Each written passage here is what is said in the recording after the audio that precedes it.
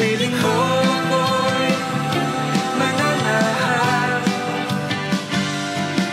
pagkat ikaw lamang aking kalakasan. Sa piling mo tagumpay ko'y naranasan.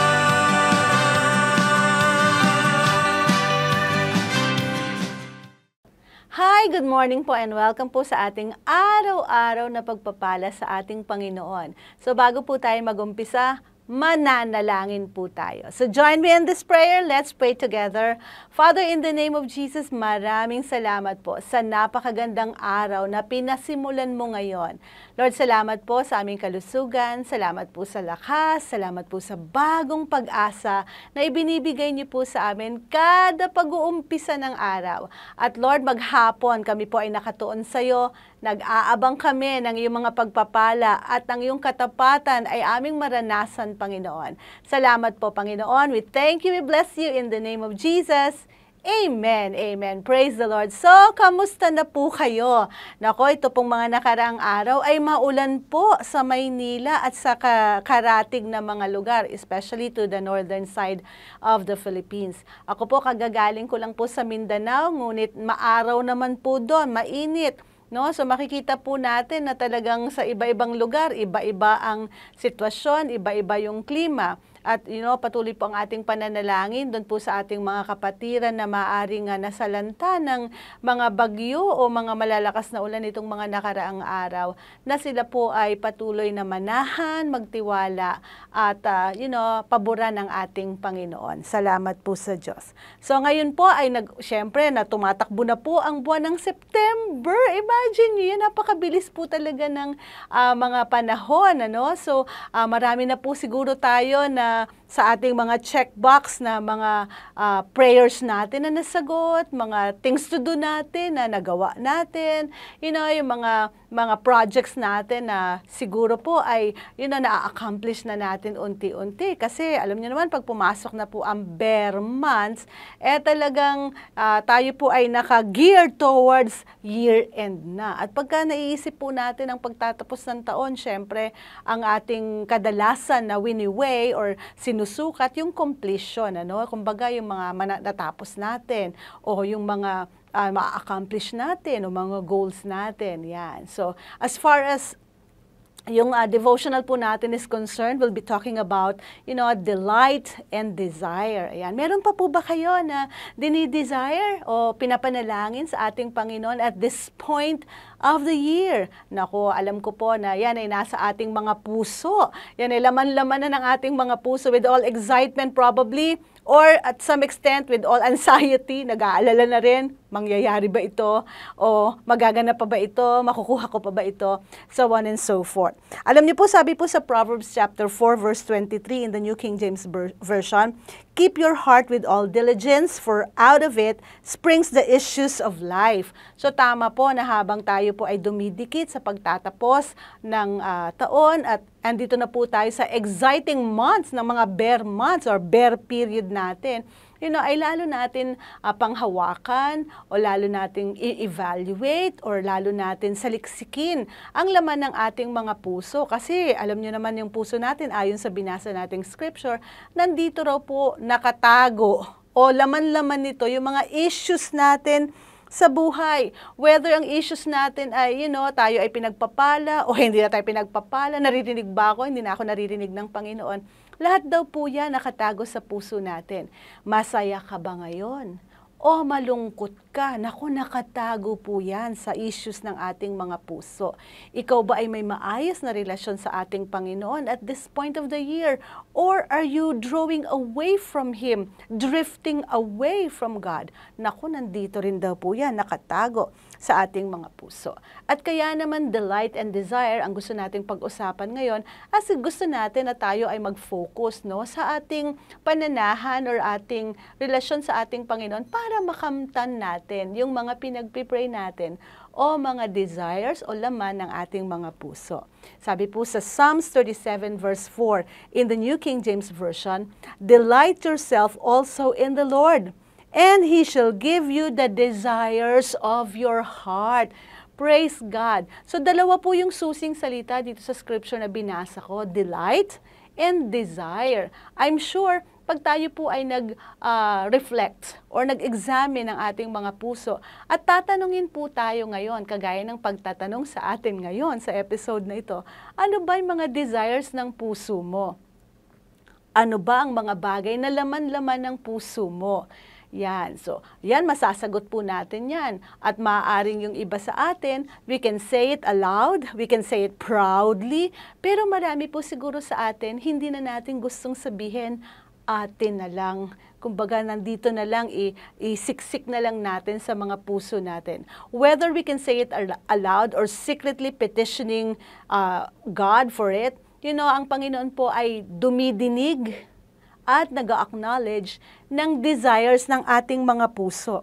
And the word to delight there, it means to do our part. Pag sinabi pong delight yourself, ibig sabihin ay pito po'y bahagi na dapat nating gampanan as God will give us the desires of our heart. Sabi ko nga po sa inyo, dalawa ang susing salita dito sa ating devotional scripture.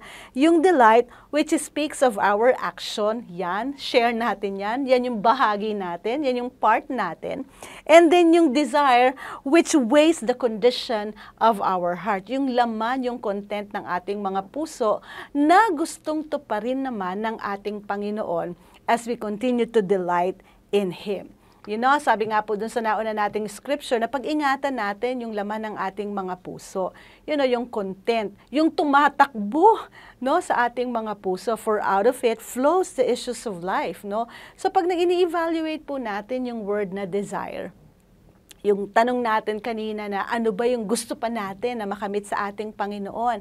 Ano pa ba yung mga pinagpipray natin? Ano pa ba yung mga bagay that we're asking God for, na probably in a desperation ba yan? Or a cry for help? Or is it something na out of our whim, yung kagustuhan lang natin, na para bang naglalambing tayo sa ating Panginoon? Whatever it is, ano man po yun, ang ating Panginoon gusto po tayong sunduin at gusto po niya yan tuparin sa atin according to His will. But other than yung desire, yung word na desire, pagka ito po'y pinag-uusapan natin, what commonly comes to our mind is the question of what.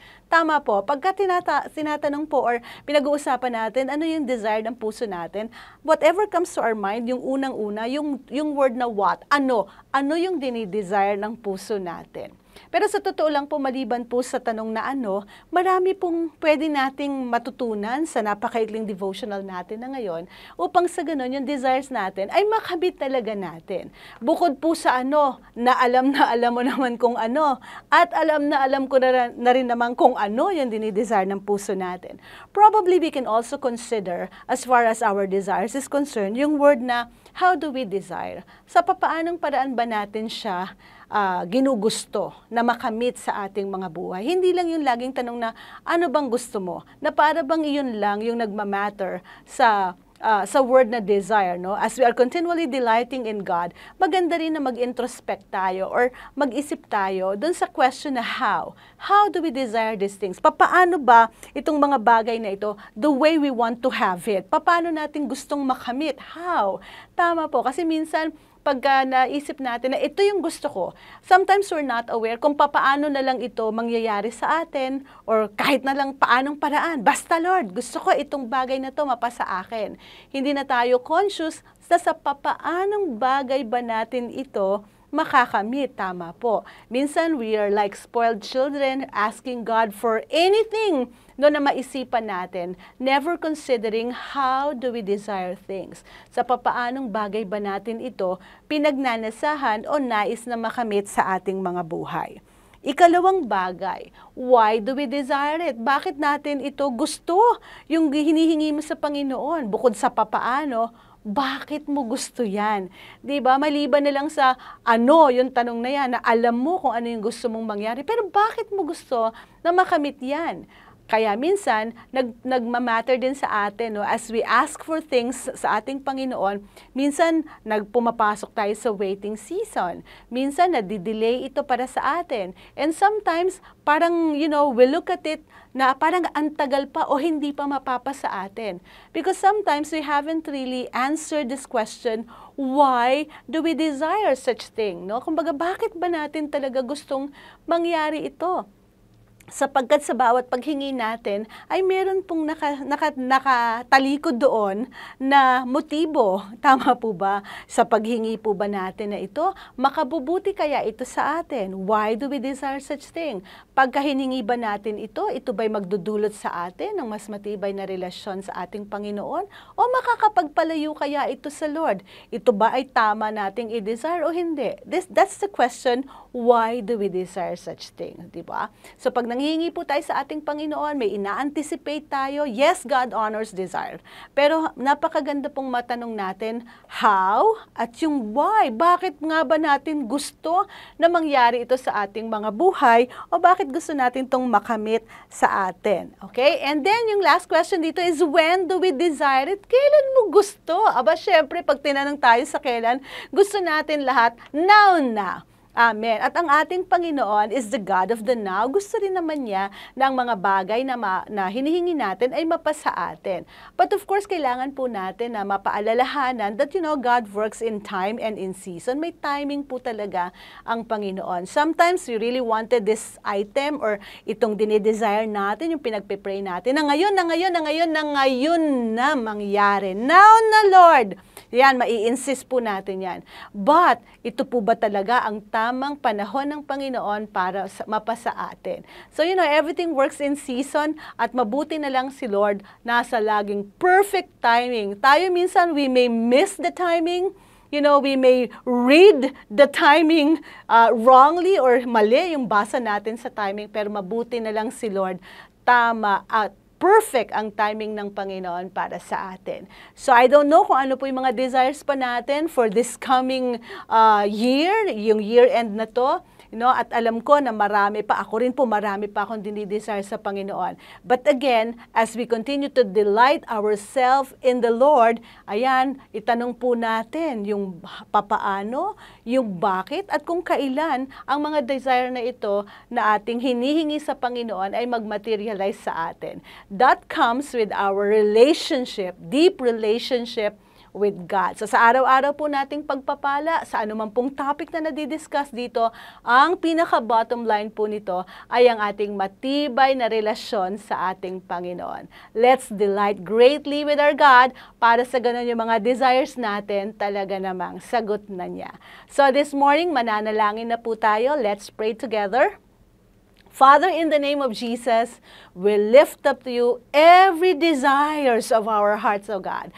Lord, alam po namin na ikaw lang ang nakakabatid ng lahat ng gusto naming mangyari sa mga buhay namin. We can say it out loud and we can keep it secretly in our hearts, O God. But Lord, only you discern the content of our hearts, O God. At Lord, maraming salamat po na ayon sa kalooban mo, mangyari ang mga magaganda at mga mabubuti naming gusto sa aming mga buhay. Salamat po sa kasagutan ng aming mga panalangin, Panginoon, because you honor the desires of our hearts, O God. Lord, salamat po as we register our faith this morning. We are grateful, O God, Lord, for every answered prayers, O God, as we continue, O God, Lord, to reflect on ourselves, bakit namin gusto ito, papaano namin ito matatamo, Panginoon, at kung kailan, nagpapasalamat po kami, Panginoon, dahil sagot mo kami. We thank you, we bless you. In the name of Jesus we pray, that we declare in Jesus' name, Amen and Amen. So God bless you po, and I will see you soon.